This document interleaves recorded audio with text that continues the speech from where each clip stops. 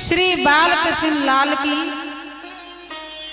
वांग्मयी मूर्ति श्रीमद् भागवत महापुराण मेरे गोविंद की अनुपम अनुकंपा से तथा आप भक्तजनों के पूर्ण आग्रह और सहयोग से आज भागवत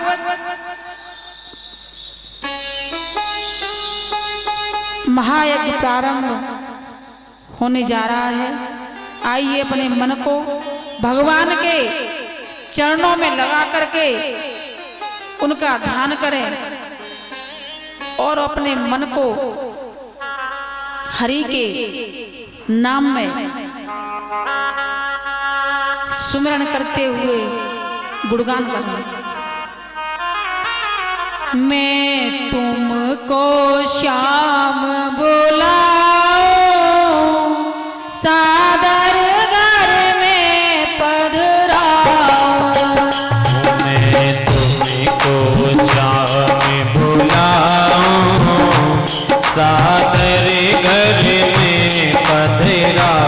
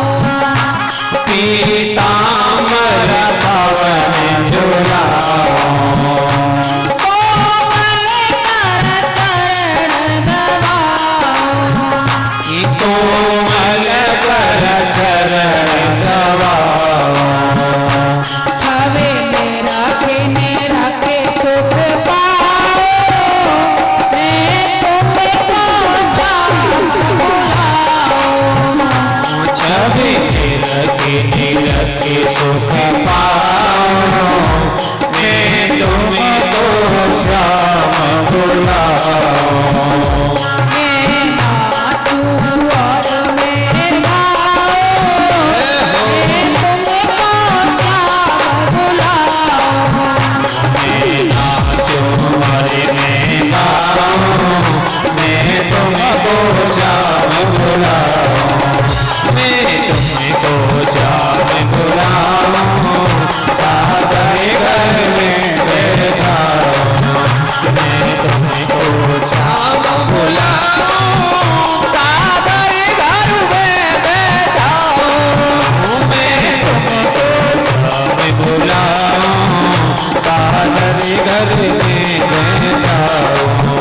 मैं तुमको श्याम बुलाऊं, सागर घर में बैठा हूं। सागर घर में बैठा हूं, सागर घर में बैठा हूं, सागर घर में बैठा हूं। बोलिए बांके बिहारी लाल। प्रसाद ग्रहण किया। सभी ने गिरिराज जी की परिक्रमा की। जय जयकार होने लगी। नंद आदि गोप कृष्ण बलराम की गिरिजा की प्रार्थना पूजा करके ब्रज में वापस लौट आए। गिरिराज जी महाराज की शोभा अपार थी। भजन हो रहे हैं, परिक्रमा दे रहे हैं, बड़े भाव विभोर हैं ब्रज के सभी वासी। सुखदेव जी कहते हैं, हे राजन, जब इंद्र ने अपनी पूजा बंद देखी तो उसको बड़ा क्रोध आया। तभी नारद जी ने कहा कि तुम्हारा तो पत्ता साफ हो गया, वो कन्हैया ब्रज में अपनी पूजा करवा रहा है, कुछ उपाय कीजिए। तभी इंद्र ने मेघमालाओं को आदेश दिया, जाओ और ब्रज में जाकर के इतनी घनघोर बारिश करना कि पूरा ब्रज पानी में डूब जाए। मेघमालाओं ने आदेश पाकर के ब्रज में भरपूर बारिश प्रारंभ कर दी।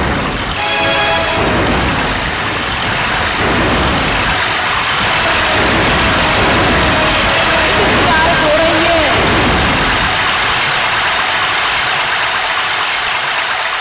कि पूरा ब्रज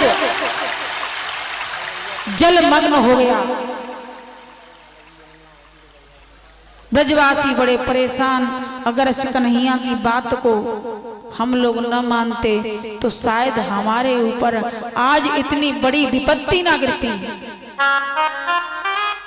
कन्हैया से कहने लगे,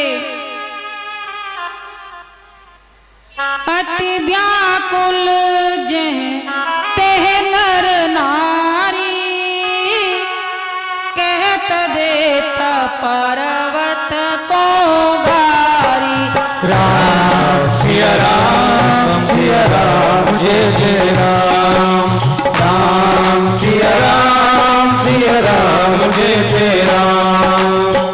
आए पूजा गोवर गाई,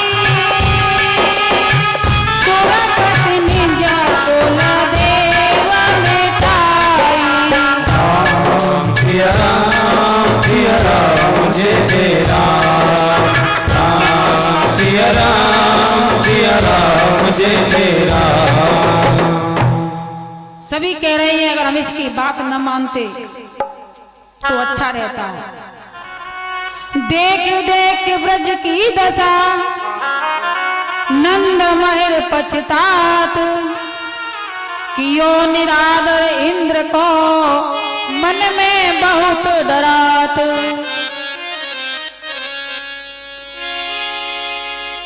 कन्हैया की बात पर जो हमने कार्य किया हमारे लिए बड़ा दुखदायी हुआ। तभी कृष्ण के पास सभी ब्रजवासी पहुंचे। अतः गोपान विश्रादि, हे तात मात ब्रजवल्वेशा, सोपस करई सर्वधनश्च गोभी रत्रैव संक्रस्य वयं न किचितः। हे मैया, हे बाबा, हे ब्रजवासियों, आप किसी प्रकार की चिंता मत करिए। मेरे होते हुए आपके ब्रज में कोई आपत्ति नहीं आ सकती। चलिए मेरे साथ। सारे ब्रजवासियों को साथ में लिया, गोवर्धन पर्वत के पास पहुंचे और अपनी तर्जनी उंगली पर गोवर्धन महाराज को उठा लिया। बोलो गिरिराज महाराज की जय हो। अब साहब तर्जनी उंगली पर कन्हैया खड़े हुए हैं। सारे ब्रजवासी उस पर्वत के नीचे गाय ग्वाल बछड़े नंद बाबा यशोदा सभी पर्वत के नीचे खड़े हुए हैं। मूसलाधार बारिश हो रही है। तभी कृष्ण ने आदेश दिया, सुदर्शन से कहा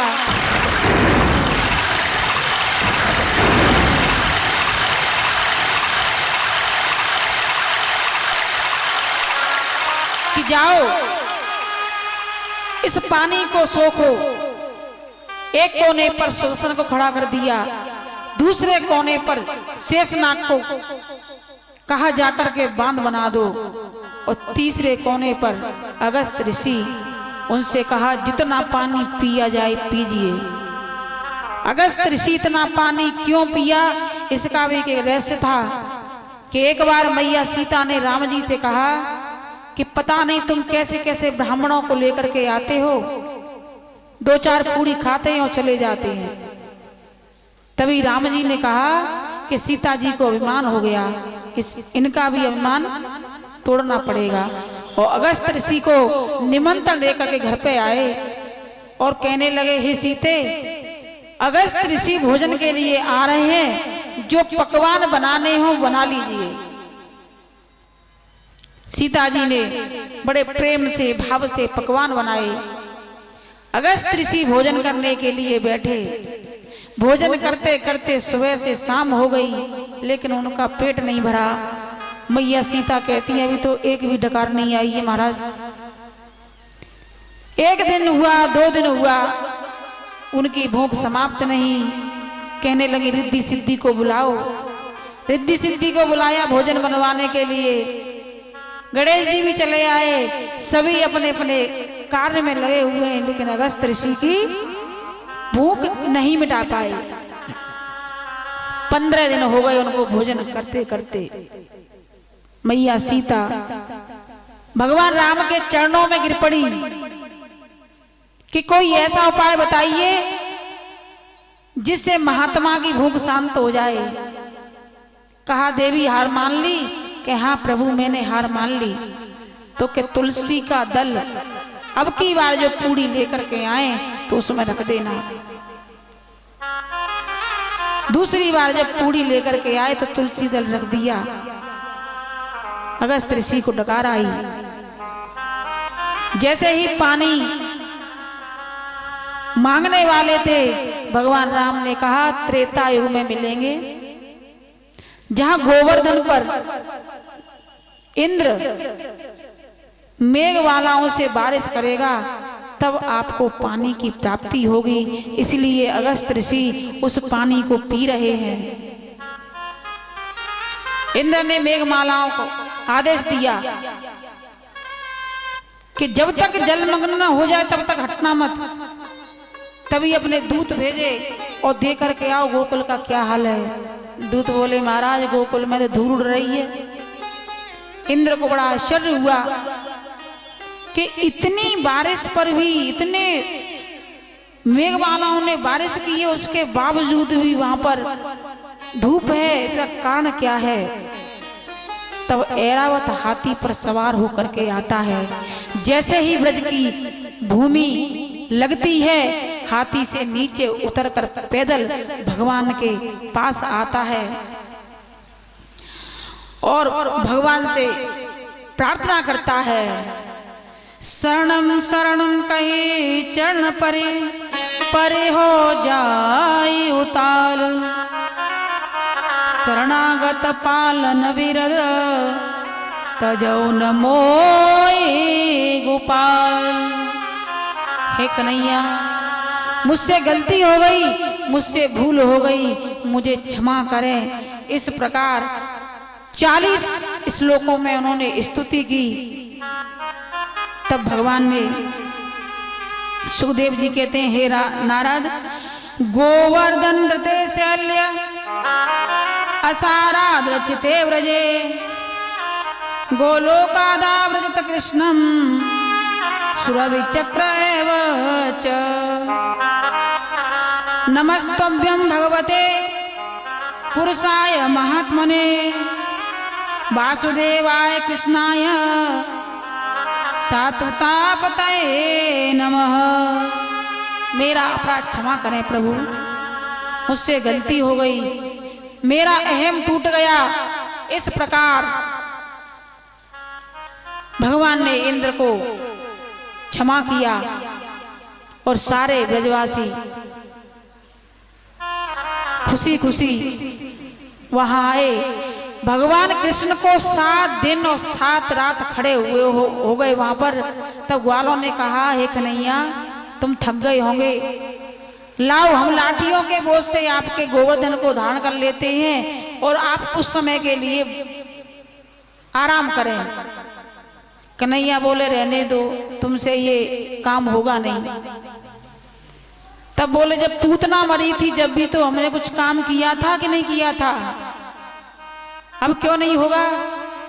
तो जैसे ही कन्हैया ने गोवर्धन को थोड़ा सा ढीला छोड़ा, उनकी सारी लाठी टूट गई। तब उन्होंने पूछा कि क्या बात है, आप में इतनी शक्ति क्यों। कि कछु माखन को बल बढ़ो, कछु गोपन करी सहाय, राधे जू की कृपा सो गोवर्धन लियो उठाए। मैंने तो राधे जी की कृपा से गोवर्धन उठा लिया है, कुछ आप लोगों ने सहायता की, कुछ माखन का बल था, इसलिए मैंने इसको धारण किया। तो गोवर्धन जो थे सुमेरु पर्वत के पुत्र थे।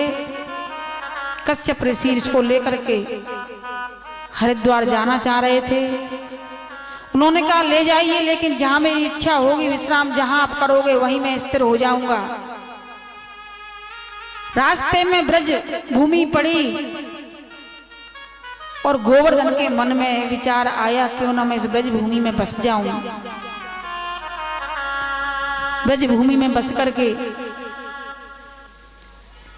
इस कन्हैया की भूमि बस करके मेरा भी जीवन का उद्धार हो जाएगा। जैसे ही पर्वत को नीचे रखा और थोड़ी देर बाद जब दुर्वासा अगस्त ऋषि ने उन्हें उठाने की कोशिश की तो पर्वत वहीं स्थिर हो गया। तभी उन्होंने श्राप दिया कि जिस प्रकार तुझे अहम है, कलयुग में तू छिन छिन थोड़ा थोड़ा करके नष्ट हो जाएगा।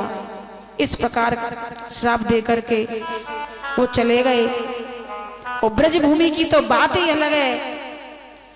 ब्रज भूमि में एक बार कोई आ जाए तो तीर्थ स्थल है ब्रज भूमि।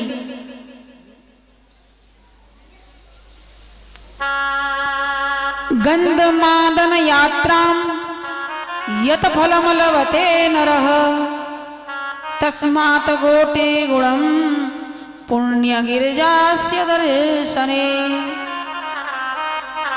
जो फल गंधमादन की यात्रा उनके तपस्याओं से मिलती है, उससे करोड़ों गुना फल गोवर्धन की यात्रा से और वृंदावन जाने से मिलती है।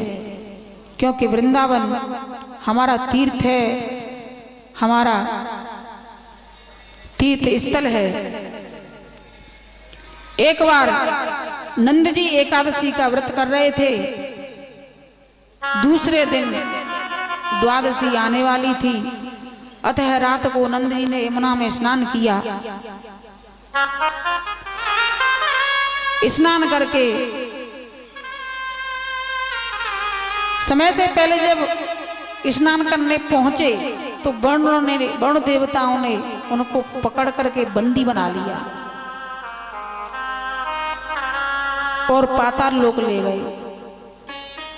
तब कन्हैया को पता चला कि मेरे नंद बाबा को वरुण ने बंदी बना लिया है, तो उनको लेकर के आते हैं। नंद बाबा को बड़ा आश्चर्य होता है कि देखो तो सही मेरा कान्हा, इसकी तो लीला का पार नहीं है, कैसी लीला करता है ये। हैरान हूं मैं इसकी लीला पर।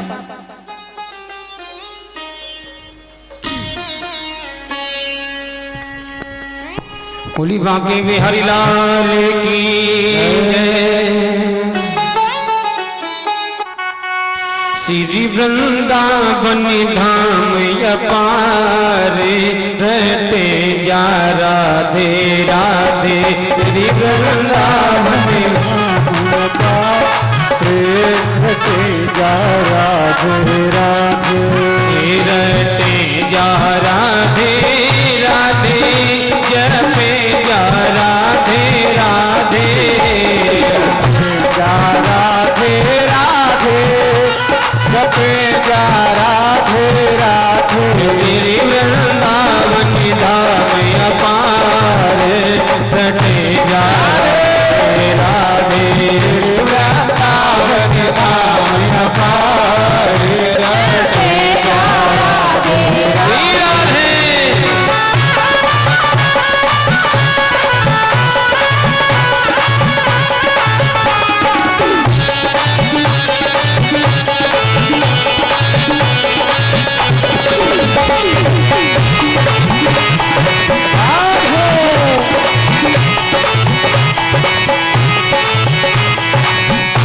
वृंदावन रास रचायो, शिव गोपी रूप बनायो। वृंदावन रास रचायो, शिव गोपी रूप बनायो।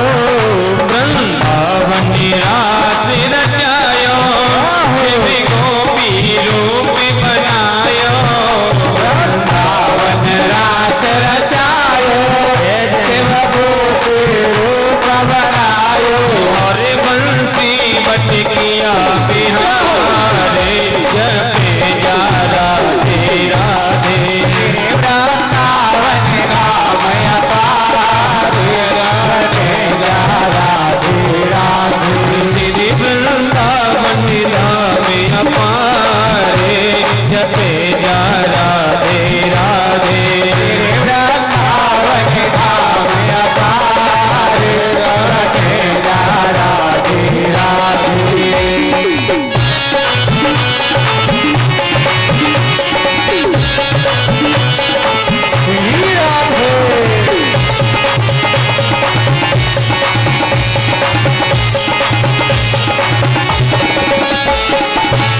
जन राधा नाम न गायो, वन बिरथा जन्म गमायो। जन राधा नाम न गायो, वन बिरथा जन्म गमायो। जन राधा नाम न गायो, वन बिरथा जन्म गमायो। जन राधा नाम न गायो, वन बिरथा जन्म गमायो। वाके जीवन को धिकारे, रटे राधे राधे। श्री वृंदावन धाम अपार रहते जा राधे राधे। रटे जा राधे राधे, जपे जा राधे राधे। रटे जा राधे राधे, राधे जा राधे राधे। श्री वृंदावन धाम अपार रटे जा राधे राधे। श्री वृंदावन धाम अपार रटे जा राधे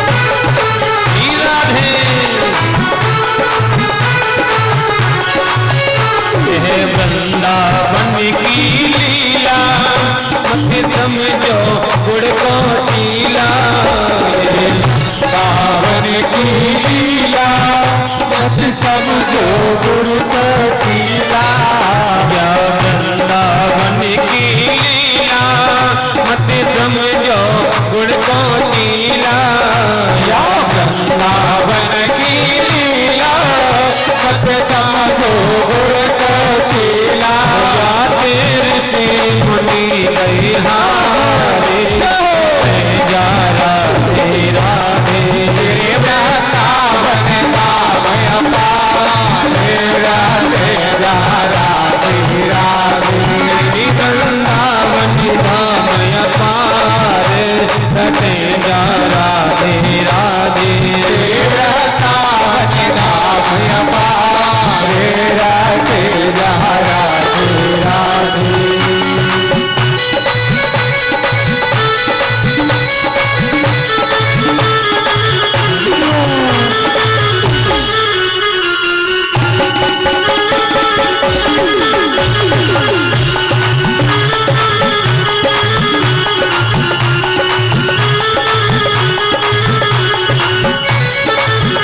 यदि राधा जन्म न हो तो रसिराज विचारो रो तो, राधा जन्म न हो तो रसिराज विचारो रो तो, और नहीं हो तो कृष्ण अवतारे, जपे जा राधे राधे श्री वृंदावन धाम अपारे, राधे जा राधे राधे श्री वृंदावन धाम अपारे, रटे जा राधे राधे श्री वृंदावन धाम अपारे, रटे जा राधे राधे।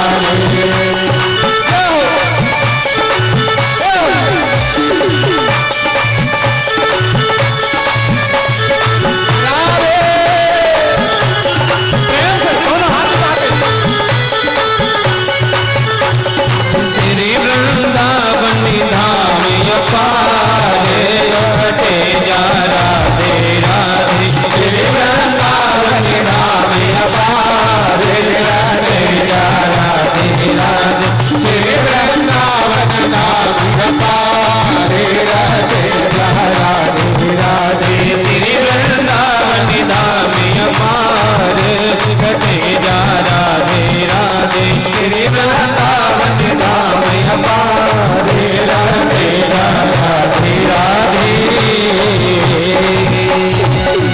बोलिए वाक़ई बड़ाई करते हैं अपने कन्हैया की। तभी गोप बोले कन्हैया हमको भी दर्शन करा दो, हमें भी वैकुंठ देखना है। कि तुम देखोगे? कि हाँ देखना है, दिखाओगे तो कि चलो मेरे साथ। सभी गोपों को अपने साथ वैकुंठ ले जाते हैं। कुछ समय निवास करते हैं, लेकिन कन्हैया के जो गोप है कहते हैं कन्हैया यहाँ मन नहीं लग रहा है।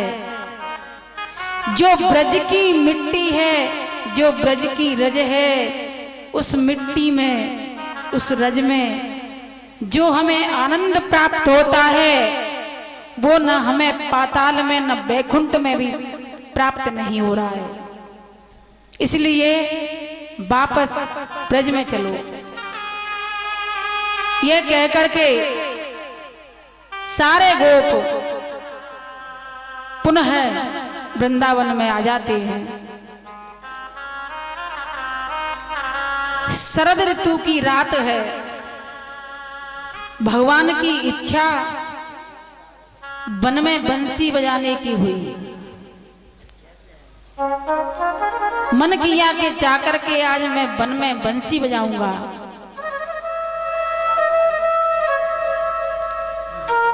चंद्रमा 16 कलाओं से उदय थे। जो महारास हुई थी, कुछ लोग पूर्णिमा आज मना रहे हैं, कुछ लोग पूर्णिमा कल मना चुके हैं। वो यही पूर्णिमा थी। इसी पूर्णिमा के दिन महारास रचा गया था। भगवान ने रसवरी बांसुरी बजाई, ऐसी बांसुरी बजाई कि ब्रज की सारी माताएं, सारी गोपियां अपना कार्य छोड़ छोड़ करके चली आई। कोई अपने पति को भोजन करा रही है, कोई सास की सेवा कर रही है, कोई पुत्र को दूध पिला रही है, कोई रोटी बना रही है, रोटी चूल्हे में छोड़ दी है। ऐसी मधुर धुन कि उस बंसी की तान सुनने के बाद उनका मन काम में नहीं लगा और सारा काम छोड़ करके आधी रात को कन्हैया के पास चली आई। कन्हैया कहने लगे, इतनी रात को तुम अपने परिवार को, अपने बच्चों को, अपने पतियों को छोड़ करके आई हो, क्या तुम्हें लज्जा नहीं आती? कोई क्या कहेगा कि आधी रात को तुम वन में घूम रही हो। तभी उन्होंने कहा, लेकिन एक इसमें और बात थी कि एक रूप में वो अपने पति, अपने बच्चों, अपनी सास ससुर के पास थी और दूसरे रूप में कन्हैया के पास आई।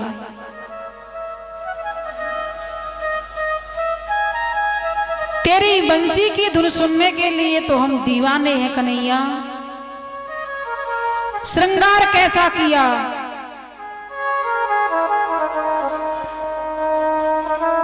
काजल होठों पर लगा लिया है,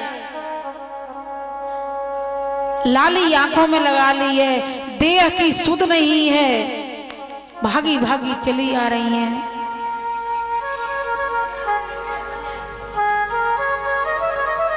तभी कन्हैया कहते हैं, स्वागतम वो महाभागा प्रियम के करवाणे ब्रजस्यानमयं कचिद ब्रूतागमन कारणम्। गोपियों, आपका स्वागत है। आप मुझे ब्रज की कुशलता सुनाओ, यह बताओ कि तुम यहाँ रात क्यों आई हो। सारे जीव जंतु यहाँ तुम्हें कोई खा जाएगा, कोई शेर है, चीता है, तुम्हें डर नहीं लगा? तभी गोपियां कहने लगी, हे नाथ, ऐसे कठोर वचन न कहें, हम तो सारे विषय त्याग करके आपके पास आए हैं। आप तो कृष्ण पर विजय प्राप्त करना चाहते हैं, ये बात मत कहिए। तभी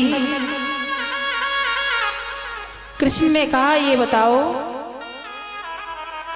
कि तुम मेरे पास आई हो, तुम्हारे पति क्या कहेंगे? मैं तुम्हें एक किस्सा सुनाता हूं कि एक महिला का पति उसकी जंघा पर सिर रख के सो रहा है और उसका पुत्र चूल्हे के पास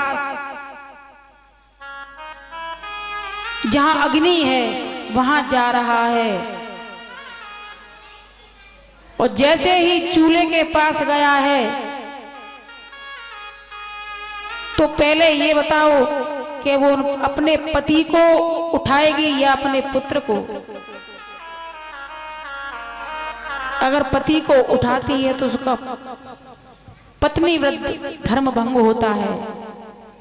तभी उसने भगवान से डोर लगाई और जो शीतल मन से जो चूल्हे में आग थी वो शीतल हो गई। गोपियां कहने लगी, हमें बेवकूफ मत समझो, हम भी आपको किस्सा सुनाते हैं कि किसी का पति, किसी महिला का पति परदेश चला गया और कहने लगी कि आप चले जाओगे तो मैं भोजन कैसे करूंगी। पति ने एक तस्वीर दी और कहा कि जब इस तस्वीर को आगे रख करके भोजन कर लिया करना। एक समय जब उसका पति परदेश से वापस लौट करके दरवाजे पर खड़ा था और वह भोजन लेकर के फोटो के सामने बैठी थी। तो आप ये बताइए कि पहले फोटो वाले पति की पूजा करे या दरवाजे पर आया हुआ है उस पति की पूजा करे? कृष्ण कहते हैं जो दरवाजे पर आया हो उस पति की पूजा करो। तो कन्हैया हम वो ही कर रहे हैं। पहले पति तो आप हमारे हो।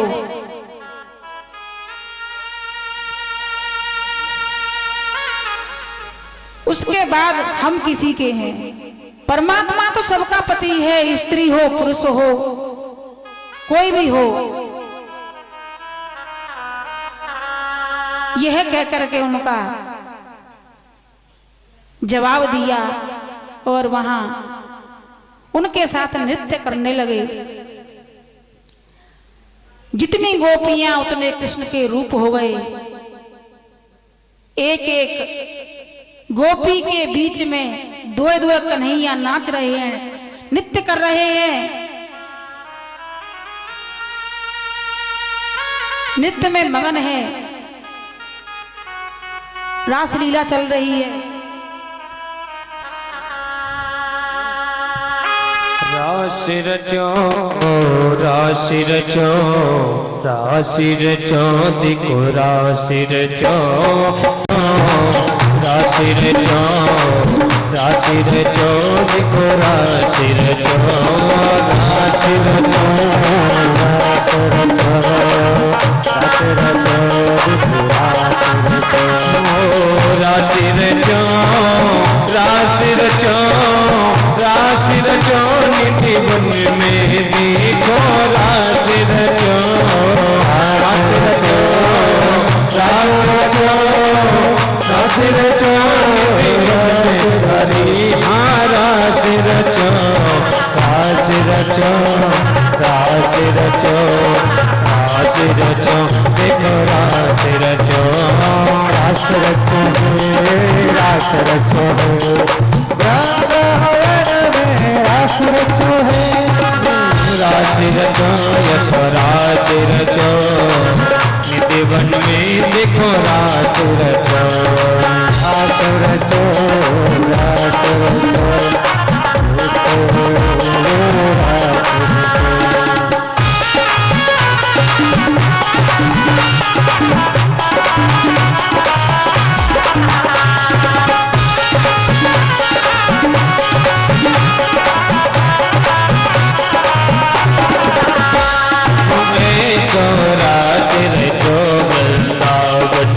बज रही पायल की झटकार रास रचो बज रही पायल की झटकार पायल की झनकार सखी पायल की झनकार पायल की झनकार सखी पायल की झनकार रास रचो बज रही पायल की झनकार राशि रचो बज रही पायल की झनकार।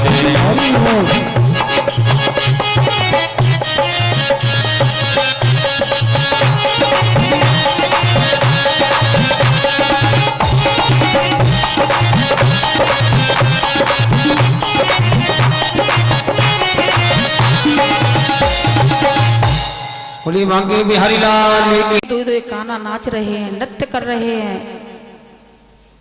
कोई उनके कपड़ों को पकड़ती है, कोई चरणों में पड़ी है, कोई उनकी बाहों को पकड़े हैं।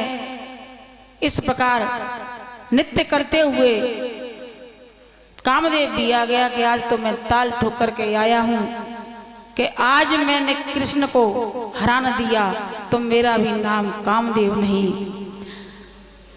रास करते करते राधा को लेकर के वहां से अंतर्ध्यान हो गए।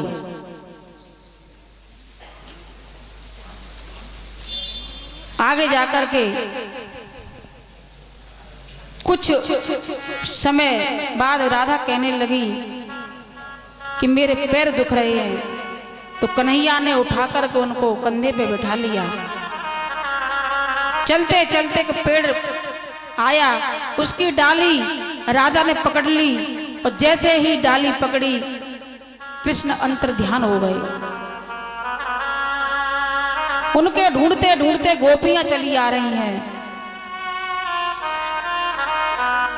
कुछ दूर जाकर के राधा और कृष्ण के पैर के जो चिन्ह थे वो दिखे।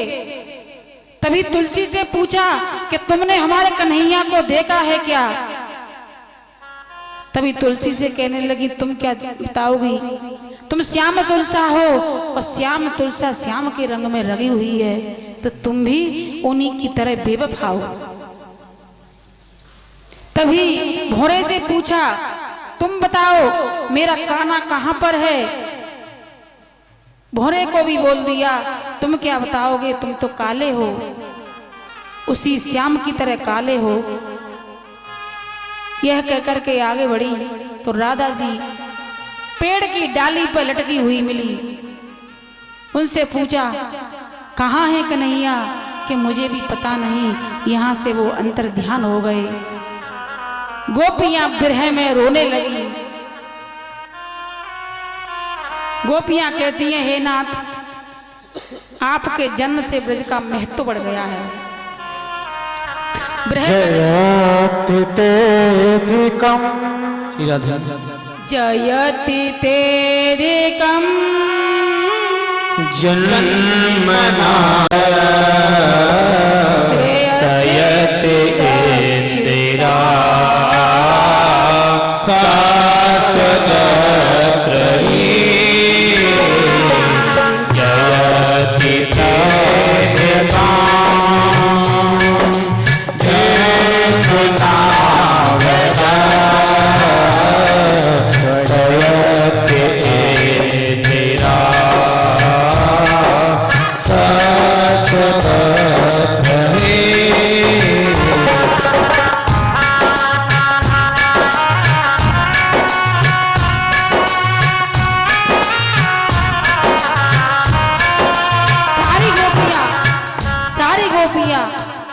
जो गोपी गीत का महत्व है, ये भागवत का हृदय है।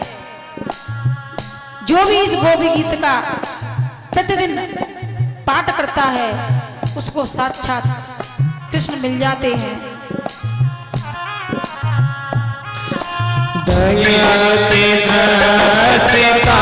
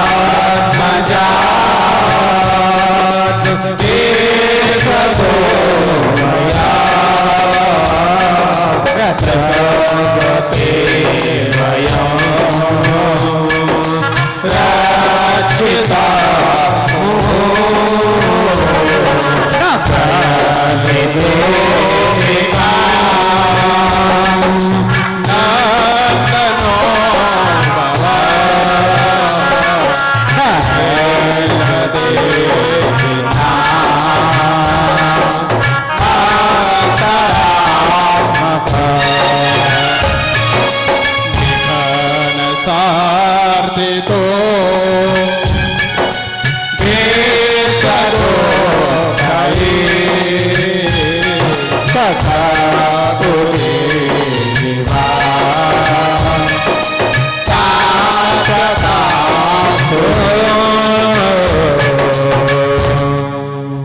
जय जय श्री राधे। हे नाथ, आपके जन्म से ब्रज का महत्व बढ़ गया। लक्ष्मी जी का यहाँ निवास है। लक्ष्मी वहीं निवास करती हैं जहां लोगों का हृदय उनको उस प्रकार चाहता है कि उन्हें गलत कार्य में उपयोग न किया जाए। एक बार एक शिष्य ने अपने गुरु से कहा, गुरुजी, आज मैंने लक्ष्मी का आवाहन करने के लिए उनका पाठ रखा है। तभी गुरुजी ने कहा कि लक्ष्मी तो स्वयं आती हैं, उन्हें बुलाने की आवश्यकता नहीं, सिर्फ आपके हृदय में वो भाव होना चाहिए। अगर तूने बुला ली है तो कोई बात नहीं। तीसरा दिन हुआ, मैया लक्ष्मी सपने में प्रकट हो गई। वो खड़ा हुआ, माँ अभी तो आपकी पूजा पूरी नहीं हुई और आज आप प्रकट हो गई। उनके माथे से खून निकल रहा था और दोनों पैरों से खून निकल रहा था। तभी पूछा, हे माँ, आपके माथे से खून क्यों निकल रहा है और पैरों से इतना खून, इतना रक्त क्यों बह रहा है, जरा मुझे कारण बताइए। तब मैया लक्ष्मी बोली, मैं तुझे कारण बताऊंगी तो क्या तू मुझे स्वीकार करेगा? कि हाँ माँ, मैं आपको स्वीकार करूंगा। तब उन्होंने कहा कि जो लोग मुझे गलत कामों में यूज करते हैं, गलत कामों में इस्तेमाल करते हैं, जैसे कि जुआ, शराब, वेश्यालय, उसके यहां से मैं ठोकर दे दे के रोज आती हूं, इसलिए मेरे पैर घायल हैं। और जो भगवान कृष्ण की भक्ति करता है, गो सेवा करता है, ब्राह्मण पूजा करता है, उनकी देहली पे जाकर के मैं अपना माथा रगड़ती हूं। हमारे पांडाल में पुष्पानुज हॉस्पिटल के डॉक्टर हमारे भाई और उनकी पत्नी पधारे हैं। पुष्पानुज हॉस्पिटल कहरई मोड़, दोनों पति पत्नी का इस व्याट पीठ से हृदय से बंधन है।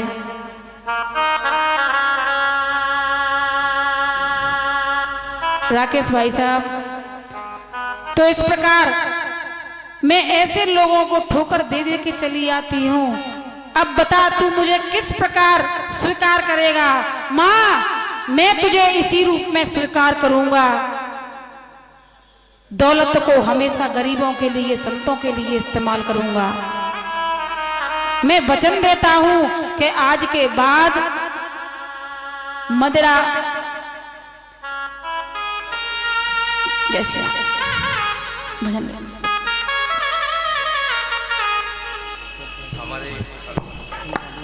हेलो, हमारे बीच डॉक्टर